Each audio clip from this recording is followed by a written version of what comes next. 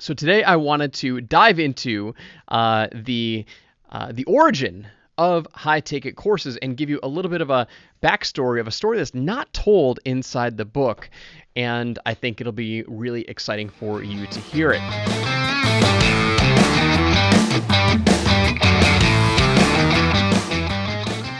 Hey, it's Joel Irwin. Welcome to a very special series that I'm doing here on Sold with Webinars. And we are going to be really excited about this, actually. So, as many of you know, or may not know, I recently launched my first official book in this space, in our marketing space, and it's called High Ticket Courses. And so what I wanted to do was I wanted to do a little mini series giving you sneak peeks behind the scenes, previews, and little excerpts from the book. And so I'm going to do a micro series kind of picking and choosing certain aspects of the book, giving you a little bit of preview and telling you some behind the scenes stories of where these ideas came up with. I think it's going to be a lot of fun for you to kind of listen to the backstory and get some additional context for those of you who are interested in grabbing the book or interested in this topic of high ticket courses. Now, as many of you know, high ticket courses kind of got spurred from my agency, the webinar agency, because everyone that we work with is in the education, the coaching, the consulting, and the course creating space. And so I created high ticket courses as a leverage point for getting the message out there from what I've seen after working with hundreds and hundreds of offers, hundreds and hundreds of courses, seeing what works, seeing what doesn't, and figuring out how to market and sell that more effectively. And so today, if you haven't grabbed a copy of your book, you can go to book.highticketcourses.com and grab your copy. So today I wanted to dive into the origin of high ticket courses and give you a little bit of a backstory of a story that's not told inside the book. And I think it'll be really exciting for you to hear it. Now, the first time that I had come up with the idea in any entrepreneurial venture, I had taken my expertise. I had decided I wanted to create some sort of digital product and get in the world of digital business. I wanted to create an internet business. This is before I even learned about digital marketing, right? I just wanted to create an income online to supplement what I was currently making in my day job. I was working as a sales engineer, selling heating and cooling equipment to my sales territory across Buffalo, Rochester, Syracuse, and the southern tier in New York State.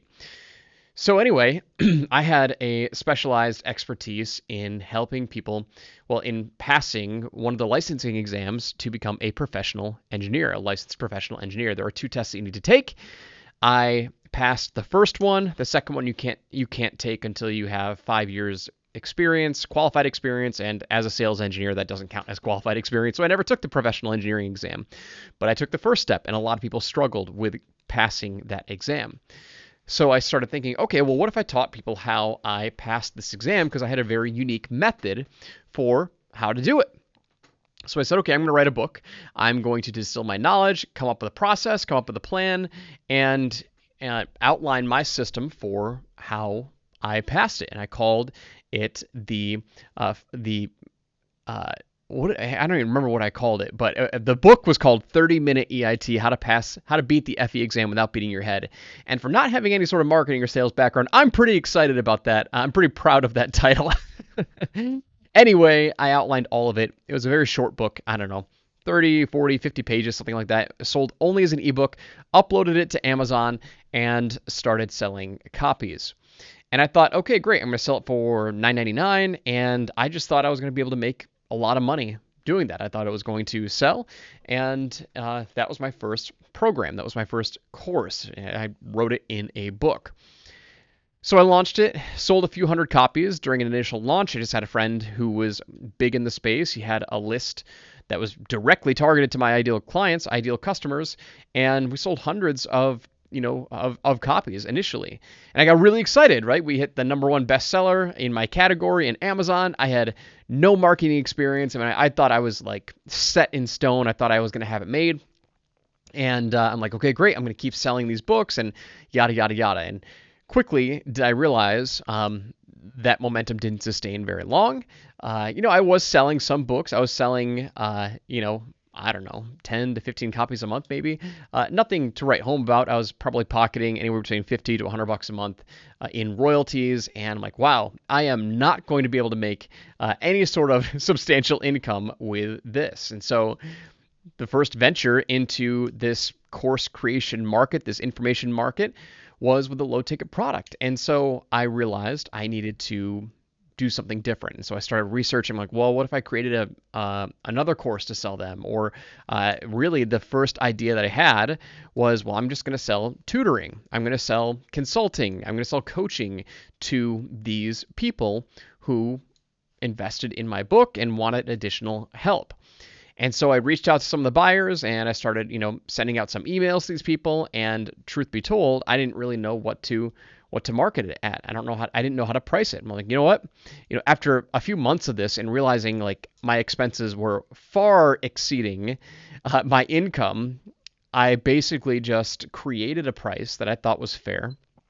I saw what other people were charging for these like tutoring courses, and the one that I invested in was $600. So I said, okay, well, if I'm working with somebody one-on-one, I'm going to charge $1,000 for it. Okay. And I sent the offer out to a couple of people. They responded and I got my first couple of enrollments. And I'll never forget that first sale that I made where I had a $997 straight payment come through. I didn't even have like ClickFunnels. I didn't have any sort of like shopping cart software. It was literally in an embedded credit card processing form on JotForm, which is like an application form tool. And it just said, okay, great. If you want my help, $1,000 and I'll help you pass the exam. And I had a guarantee that I would help them pass or keep working with them. That was it. That was my first kind of like high ticket offer when I realized like, okay, well, I needed to really make some money by getting these tutoring clients. And I loved it.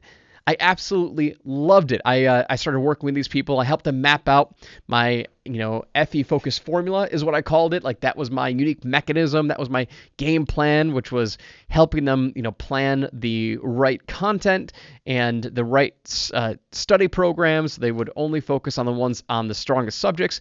And it was incredible. We had so many people who failed previous attempts and now they passed. Like it just felt incredible. I was getting paid.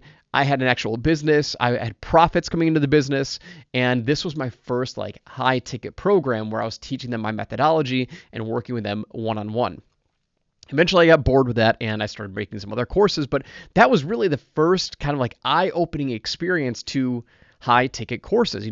I was a coach, I was a consultant, but I was taking them through my process, my methodology that was outlined in the book. And then I was just helping them apply that methodology to achieve an end result.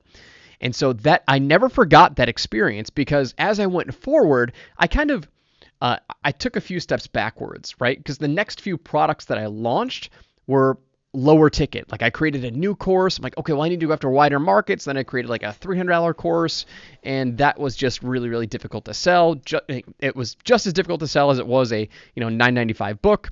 It was probably more difficult to sell actually, but anyway, didn't really make a whole lot of money with that. Then I tried to sell another $9.97 offer.